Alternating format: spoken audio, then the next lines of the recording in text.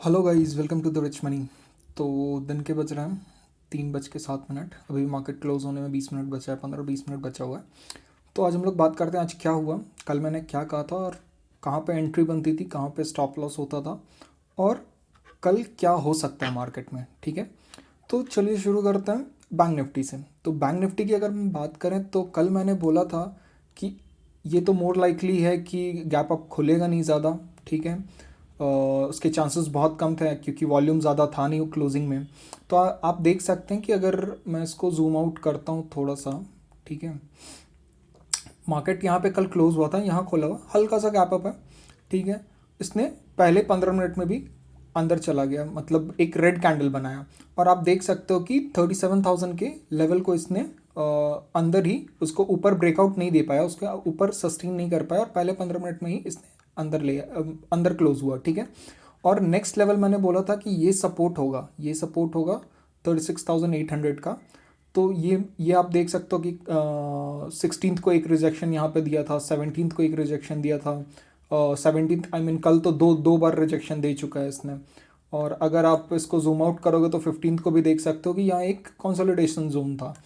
तो यहाँ पे मैंने बोला था कि ये एक लेवल होगा, ये एक रेंज होगा जिसमें मार्केट घूम सकता है और यहाँ पे हम लोगों को अपॉर्चुनिटी ढूंढनी है अगर वो किसी भी साइड आइदर साइड ब्रेक करता है तो क्या हुआ फिर 15 मिनट बाद हम देख सकते हैं कि ये ऊपर गया 37,000 के लेवल को ब्रीच करने की कोशिश किया बट इट फेल्ड। ठीक है, और यहाँ पे पहले ही 1 घंटे में इसने नीचे जाने अभी फेल कर दिया but at the time of 11 o'clock 11:15 आप देख सकते हो कि इसने अच्छा ब्रेकआउट दिया। ठीक है, और मैंने बोला था कि अगर ये नीचे जाएगा तो 36,500 तक के लेवल को हम लोग देख सकते हैं। अगर मैं इसको एक 1 आवर के टाइम फ्रेम पे डालता हूँ तो आप देख सकते हो कि मैंने 2 दिन पहले ही कल का वीडियो देख लो या आप परसों का देख लो तो आपको पता चल जाएगा कि ये लेवल्स मैंने कब डाले थे। ठीक है, आप देख सकते हो कि 36,500 और 36,400 के बीच का जो ये इंपॉर्टेंट जोन था, इसमें हम लोग मैंने बोला था कि रिजेक्शन दे सकता है।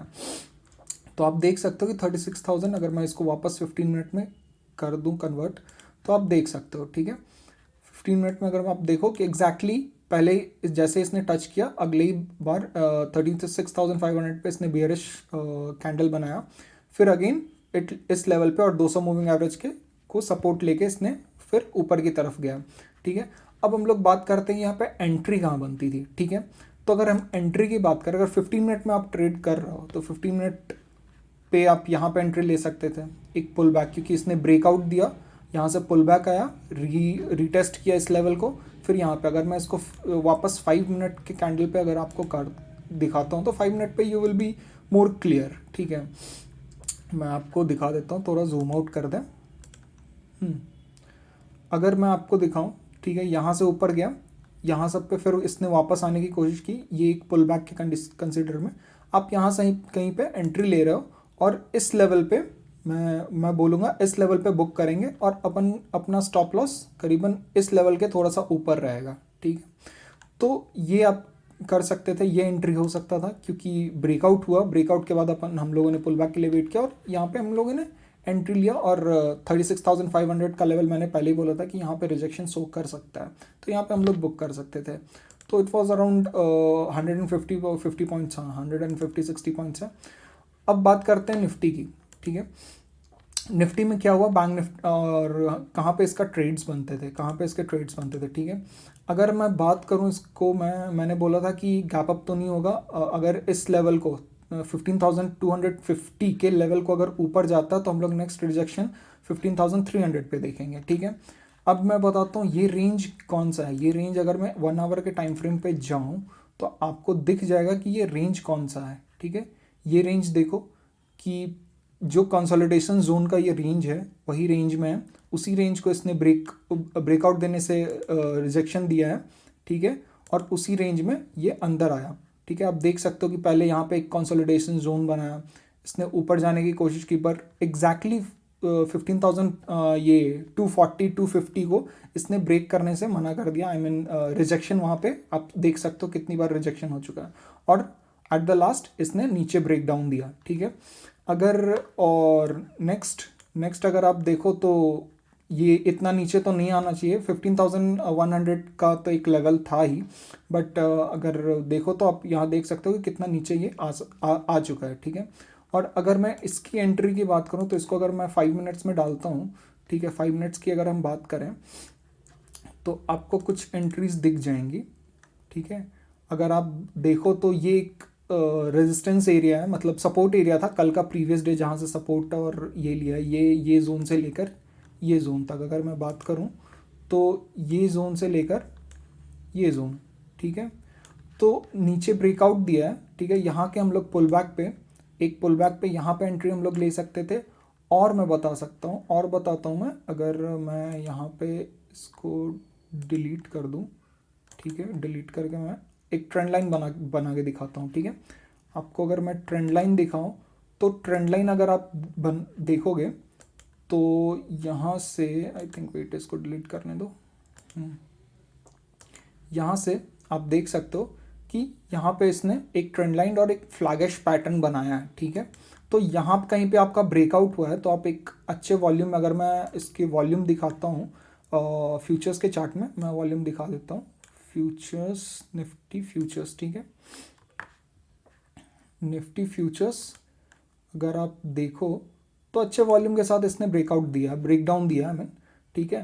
तो इसने जो ब्रेकडाउन दिया था उसमें आप एंट्री ले सकते थे, अगर आप देखो एग्जैक्टली हाँ इस टाइम पे हम लोग देख सकते हैं कि यहाँ पे वॉल्यूम इंक्रीज हो रहा है, ठीक है, इंक्रीज हो रहा है। इस सब ये सब लेवल के आसपास हम लोग एंट्री ले सकते थे। या अगर आप देख लो, मैंने एक पुल बैक पे बताया था, यहाँ पे आप एंट्री ले सकते थे और यहाँ कहीं पे आप एंट्री ले सकते थे। अब हम लोग बात करते हैं कि कल क्या हो सकता है, ठीक है। इसको वापस मैं 15 मिनट के चार्ट पे डाल देता हूँ ताकि आपको ईजी हो, ठीक है। अब वापस क्या हो सकता है, अगर आप आज ये नहीं कर सकते थे, फ्यूचर्स में ट्रेड नहीं मिला, आपको एंट्री नहीं मिला, तो आप ऑप्शन शॉर्ट कर सकते थे, कॉल शॉर्ट कर सकते थे। तो बस क्वाइट ईजी, क्योंकि मैंने लेवल्स बता दी थे, हमें पता था कि मार्केट अगर रिजेक्शन दे रहा है तो डाउनवर्ड ही जाएगा, ठीक है। अब हम लोग बात करते हैं कि कल क्या हो सकता है। तो पहले बैंक निफ्टी की बात करते हैं। बैंक निफ्टी में अगर हम लोग देखें, इसको 15 मिनट हम लोग कर देते हैं वापस, 15 मिनट देन 15 मिनट में अगर हम लोग देखें तो कल क्या हो सकता है, ये लेवल को फिर ये एक रिटेस्ट दे सकता है, ठीक है। ये लेवल पे फिर ये एक रिटेस्ट दे सकता है, ये 36,400 पे।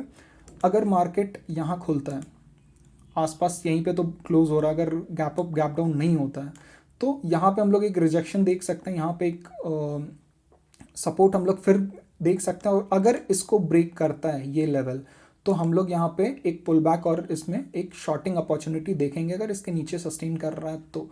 अगर यहाँ पे इसने सपोर्ट लिया, यहाँ पे हम लोग बाइंग अपॉर्चुनिटी देखेंगे।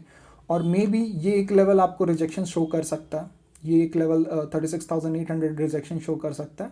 बट 37,000 का जो लेवल है वो अब मुझे नहीं लगता कि अब वो ज़्यादा स्ट्रांग रहेगा, ठीक है। अगर यहाँ से ऊपर जाता है तो वी कैन सी थोड़ा सा रिजेक्शन हम लोग देख सकते हैं, बट स्टिल ये एक लेवल है। अगर नीचे जाता है, मोस्ट प्रॉब्ली मुझे लग रहा है कि मार्केट नीचे जाने के चांसेस हैं। अगर हम इसके वॉल्यूम को देख लें, वॉल्यूम क्लियर कर लेते हैं अपन, ठीक है। बैंक निफ्टी की अगर बात करें तो बैंक निफ्टी में हम लोग देखें तो वॉल्यूम कुछ खास है नहीं, तो हम लोग को लगता नहीं है कि गैप अप गैप डाउन होगा।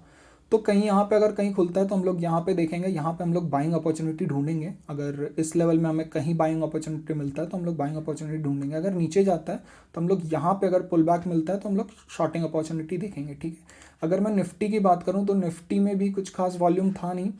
तो अगर मैं बताऊँ तो यहाँ पे कहीं पे अगर ये क्लोज होता है और यहाँ कहीं पे अगर ओपन होता है, gap up, little bit gap up हो सकता है, ठीक है। अगर ये नीचे जाता है तो हम लोग यहाँ पे एक बाइंग अपॉर्चुनिटी ढूंढेंगे 15,000 के लेवल पे, ठीक है, 15,000 के एक लेवल पे। और अगर ये ऊपर जाता है तो हम लोग ये 200 मूविंग एवरेज पे देख सकते हैं, इस लेवल के आसपास हम लोग कहीं देखेंगे। बट मोस्ट प्रोबेबली मुझे लगता है कि या तो कंसोलिडेशन में ही जाएगा मार्केट, ज़्यादा मूव नहीं करेगा। और कल मैंने बोला भी था कि एक जिगजैग मूव के बाद मोर लाइकली हम लोग एक डायरेक्शनल मूव देख सकते हैं।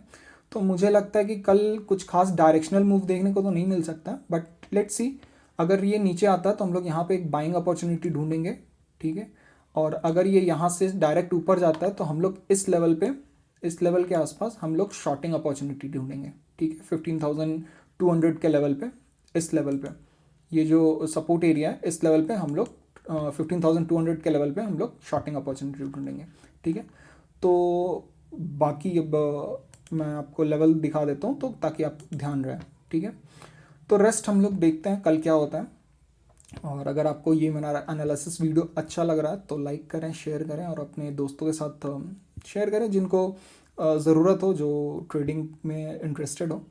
और कमेंट में लिख दें कि आपको और कौन कौन सी वीडियोस चाहिए। अगर आपको ये कंटेंट हेल्प करता है तो श्योर आप लाइक बटन भी क्लिक कर सकते हैं। और कमेंट में लिखें कि आप लोग कौन कौन सी वीडियोस देखना चाहते हैं, मैं वही वीडियोस आप लोग के लिए बनाऊंगा, ठीक है। So thank you till then, thank you and happy trading.